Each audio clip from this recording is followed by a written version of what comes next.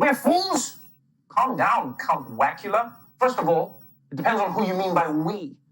Because if you're talking about you and Trump, then yes, we do think you're fools. But if you're talking about the entire Trump administration, then also yes. Because, I mean, come on, dude. Joe Biden isn't voting 5,000 times. Have you seen how long the lines have been? Not even Joe Biden wants Joe Biden to be president bad enough to wait that long. And as for looking into dead people, it's going to be hilarious when Rudy Giuliani is questioning the dead on how they voted.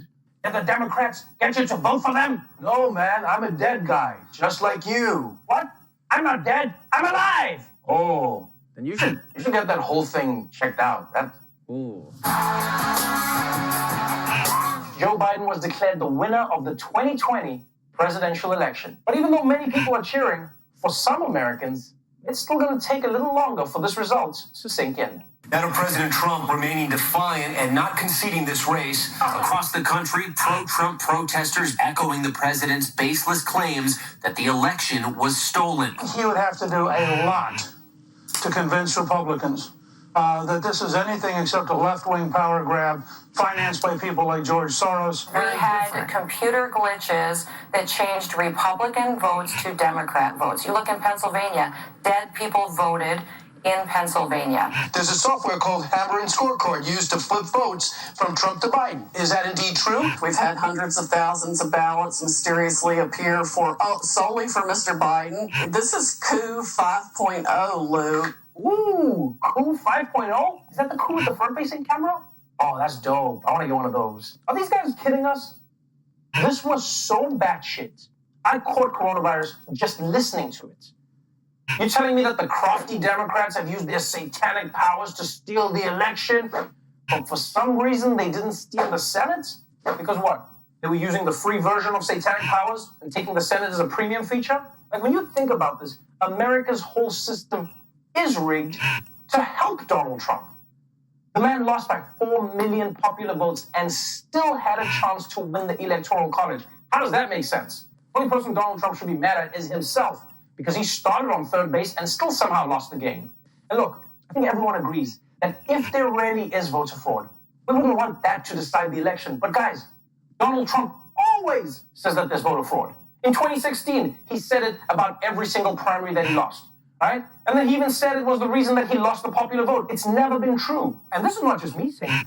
The courts have also been like, yeah, Donald, we're not buying it, buddy. The president's personal attorneys have vowed to continue filing lawsuits, even though they don't appear to have any clear path to 270 electoral votes. And they've already faced a string of court losses so far, as judges keep saying that these allegations are just not supported by evidence. You get to the court of law, you got to provide evidence. And the case that they brought in Michigan was summarily rejected by the judge who said you don't have any evidence. It was based on a posted note. I'm not kidding. On a posted note with an unsigned note saying they're telling me to change the addresses. Yeah, that's the difference between Fox News and courts.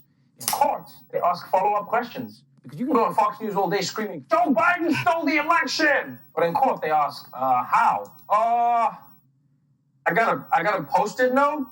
Honestly, I wonder, does Trump have even one lawyer who knows the law? Because it feels like all the people he only knows them because they specialize in the criminal code that they've been charged with. I need someone who knows fraud. Jimmy, you did time for that thing, right? You're on the case, buddy. Just do what they did to you.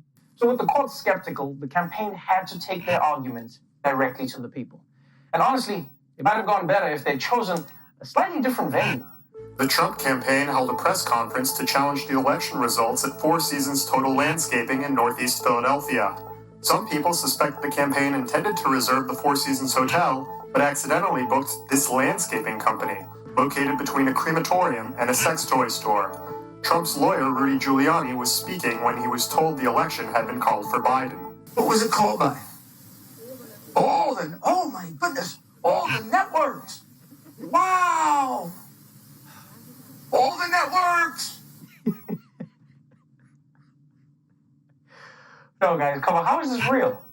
Like, how is this real? How are you going to hold a press conference at a landscaping warehouse between a crematorium and a sex toy store? I mean, as a general rule, if you're ever out declaring war, you don't want to do it 20 feet from a dildo. Although, I mean, in some ways it makes sense. Because if you ask people what's halfway between a pawn shop and a crematorium, they'd probably say Rudy Giuliani. And by the way, I have a feeling that Rudy Giuliani uses that sarcastic response a lot. I'm sorry, who wants me to put my clothes back on? Everyone. Oh, wow. Everyone. Every single person in this Denny's wants me to put my clothes back on. So even though most of the world has accepted that Joe Biden will be the next president, Donald Trump is clearly planning to drag out this fight for weeks. And his people are behind him all the way. Well, almost all the way.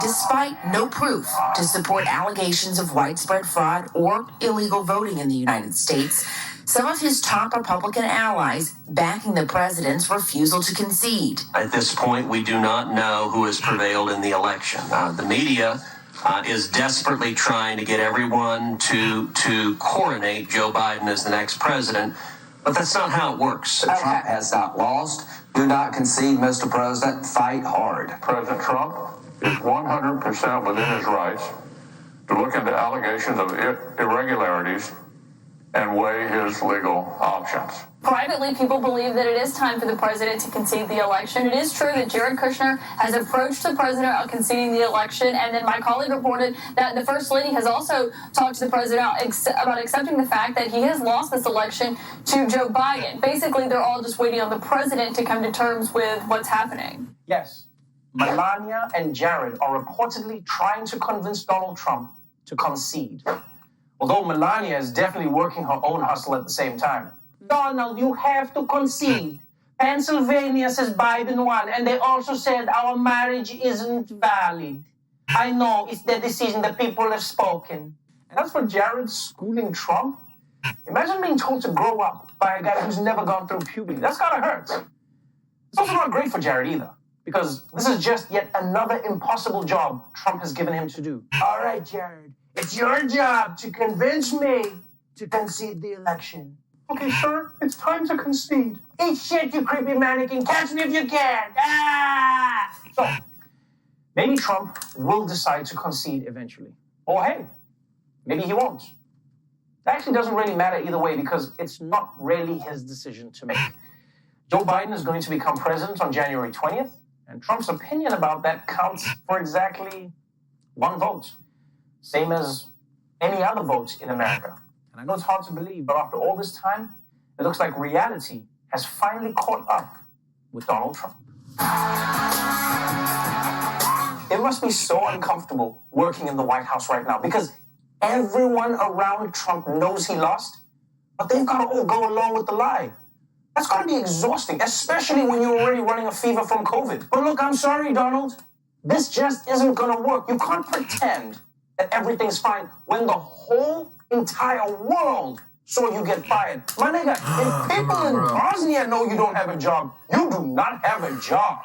Honestly, people, I don't think Donald Trump has ever looked more pathetic than this. And yes, I'm including the time he played tennis in his sport diapers.